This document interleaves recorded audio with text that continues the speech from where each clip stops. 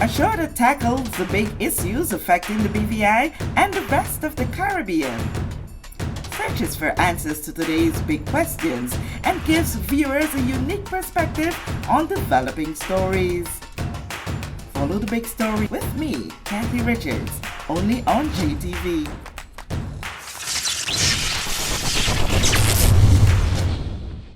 This show is brought to you by the National Bank of the Virgin Islands, DG Cell, Delta Petroleum BVI, Cyril B. Romney Tortola Pier Park, and the Gumptions Experience BVI. Kathy Richards here. I want to thank you so much for joining us for this edition of The Big Story. Our background is definitely different because we wanted to catch the Commissioner of Police, Mr. Michael Matthews himself, for this edition because, you know, we have been having so much going on around us as it relates to the territory's borders. So, Mr. Matthews, coming to your office today to ensure that we have a little word with you before we go on that partial lockdown, it was very, very important for persons so that we can get persons to understand where we are in terms of our border protection. We have heard from the minister time and time again stressing the importance and calling and appealing to persons to stop. And now we have the police coming into a lot of criticism. Persons are saying that's a job for the police. Get out there, do your job. So let's have that conversation as to where we stand and the importance of community involvement in policing our borders in a time like this. So thank you, Kathy, and welcome to our new police headquarters or our revamped police headquarters. And as you say, you've come at a time when we once again face some more challenges in the territory with government having to make some very, very difficult decisions around trying to control the spread of this virus. Now, what you've alluded to is, you know, the importance of the closure and security of our borders. Now, going back several months now, we've been operating as a joint task force with Customs and Immigration, albeit I have to state, you know, very, very clearly so that the public understand this, because this has been misinterpreted by certain social commentators. The borders are actually the responsibility of Her Majesty's Customs. It doesn't come under my remit as the Commissioner of Police. But at a time like this, you would of course expect me to be throwing my full weight and support behind my colleagues in Customs and of course the immigration team. And so that's why we formed a joint task force to get out there on the water, work together and make sure that that border closure remains intact and secure. We've had some successes and that have made the headlines. We've had arrests of people trying to do human smuggling and bring people illegally into this territory during lockdowns. Now, what does that mean in terms of reality? Well, yes, we catch people catching crimes and they will face the justice of our court system. But I think there's something more fundamental here that the community needs to recognise. And that is, this is about these individuals are risking your lives. They are profiteering and profiteering solely because of their greed. The Minister put it very, very well, that people are breaking our laws through greed, and he's right. You know, give somebody $1,000 and they're prepared to sneak you in the territory. Doesn't matter what disease they bring or what risk they put to the communities here. Personally, I think that's disgraceful, and I think we should declare war on these people. And the only way we're going to declare war on these people is if the public get on board with us and work with us to actually stop this continuing. Okay, so how can the public get on board and work with the police? Bearing in mind, we often say, call the 311 number or call 911 or call this or the other number. And very often the reaction that you would get from the greater population is that I don't really have that confidence in the police that they're going to keep my identity secret and act on what I give them. So how do you bridge that gap, and what can they do further to help in this process? Well, first of all, Kathy, if we're serious about tackling these criminals, and that's what they are low-life criminals, and they are amongst us, and some of them are local people, and there'll be people watching this who know exactly who we're talking about.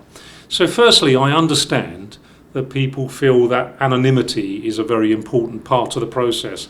And we have the capability to deal with people in complete confidence. But there are times when we have to ask more questions than just take an anonymous call. For example, just this weekend we had calls from the public to say that people were arriving in a boat in West End. Now it takes several minutes for the police to come from wherever they are to that location, and by which time we got there, along with our customs colleagues, those persons had already left the scene. So what do you do then if everyone's been anonymous? So our controllers in the control room need to ask some basic details, your name, your phone number, so we can call back and say, what did you see? What was the description? What was the colour of the vehicle being used? Did you get an index number? These are critical pieces of information.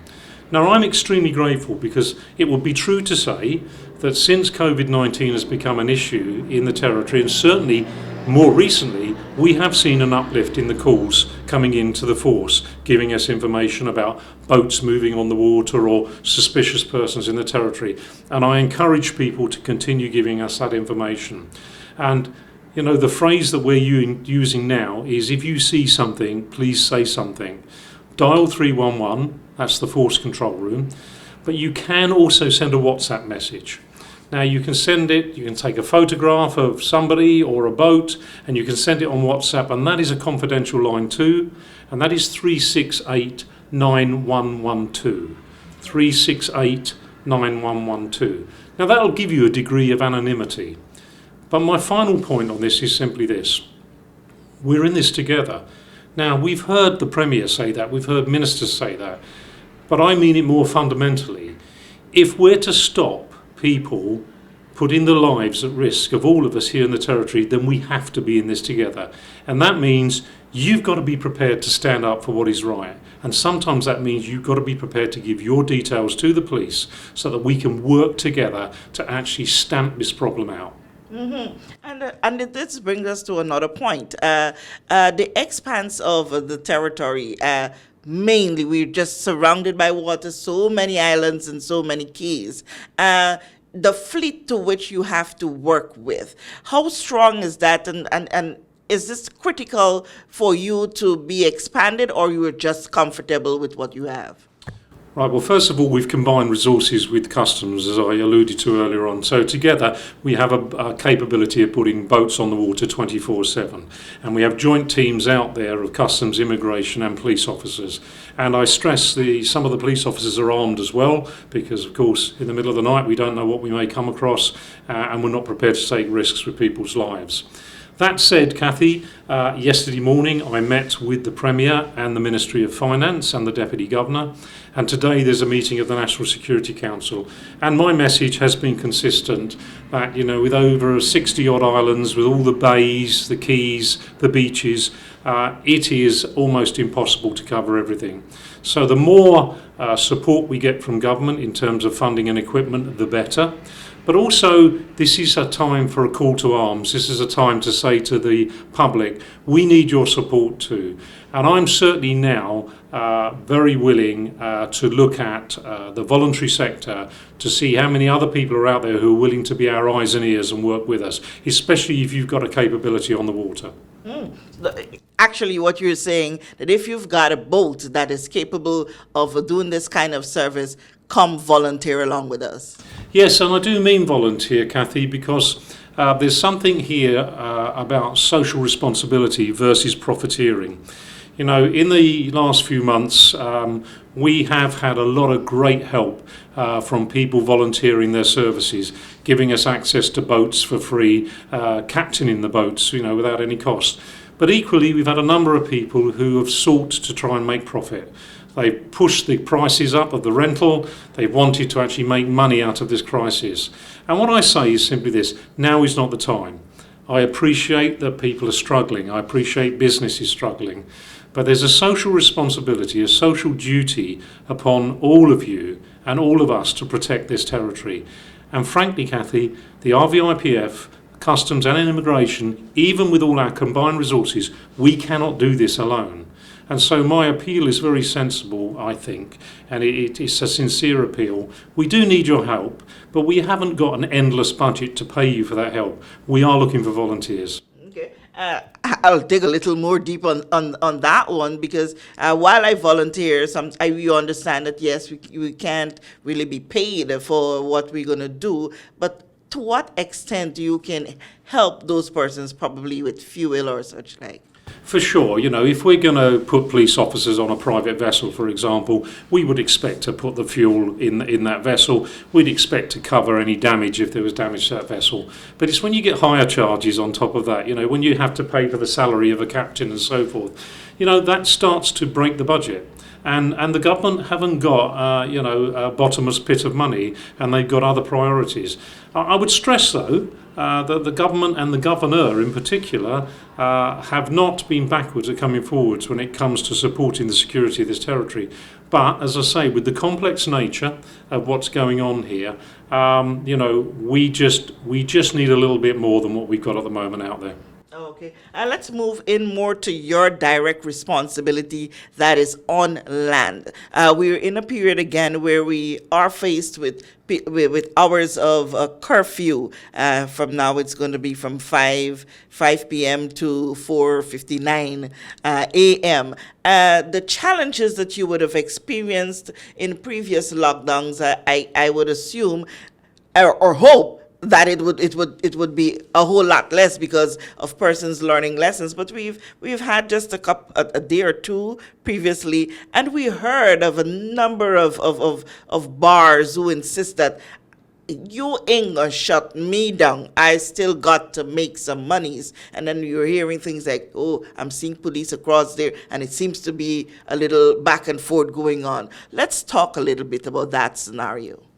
Okay, well, first of all, I'll cover the last bit first, if I may, and you're absolutely right. Over this weekend just gone, we had to go out and actually shut down a number of bars in the East End and the West End in particular. My officers showed discretion because the owners of those bars said they hadn't realised that a new curfew order had come into effect over the weekend. I'm always one to give people the benefit of the doubt. But what I don't understand, Kathy, is when my officers walk in a bar when it shouldn't be open, but not only is it open in contravention, and we can live with an excuse of, I didn't know I shouldn't be open, but it's when you then see they're not even complying with social distancing, people haven't got face masks on and so forth. That is reckless behaviour, and I've got no patience for that.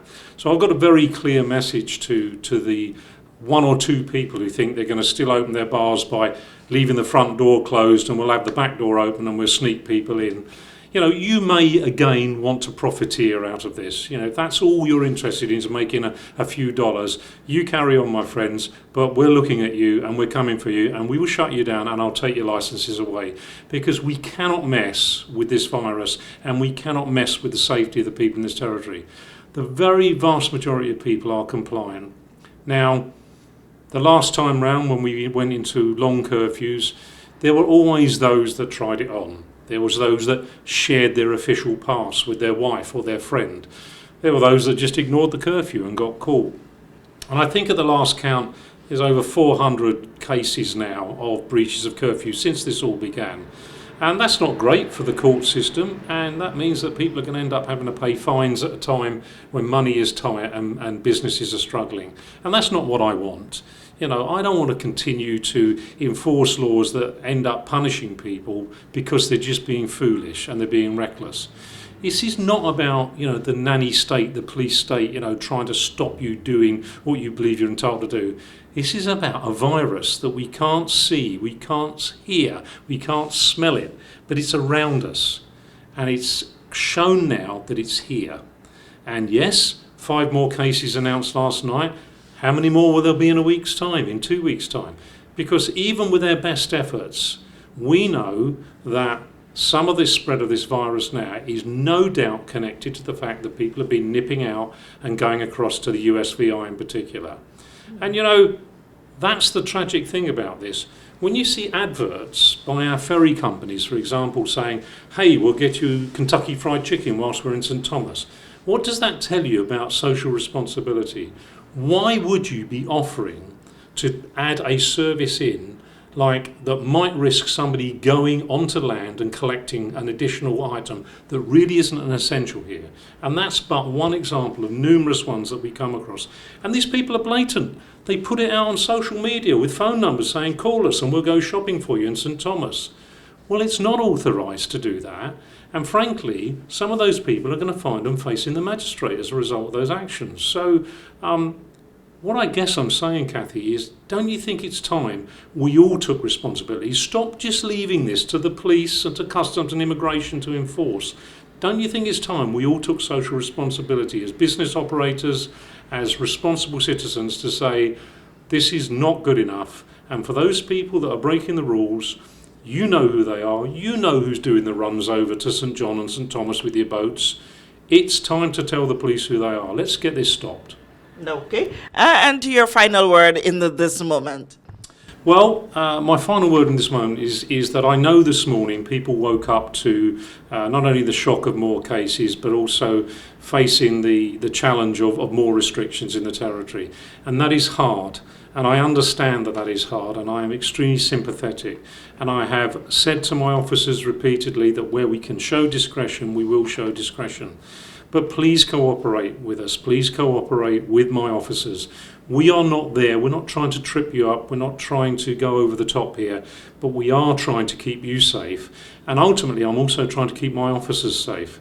But you know, there is always going to be the one or two individuals that just do not want to comply with what our government is seeking to achieve and don't want to comply with the laws of this territory. And for those, there is only one response. You're going to get arrested, you're going to get prosecuted.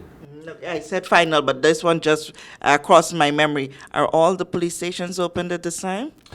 We are doing a deep clean at East End Police Station as a result of one of the contact tracings showing that a person who was tested positive had been in the East End Police Station. But that will be open again within the next 24 hours or so. No, okay. Oh, so it will be open today, the 25th of August. Today's the 25th. I would think it will be open by tomorrow. Oh, okay. The issue is the chemicals that are used by environmental health. They're not the sort of things you want to breathe in straight away afterwards. So, health and safety comes first for my staff. Okay, great. Thank you so much, Commissioner, as always. Great information, and I want to thank you and trust that, we take these advice very seriously.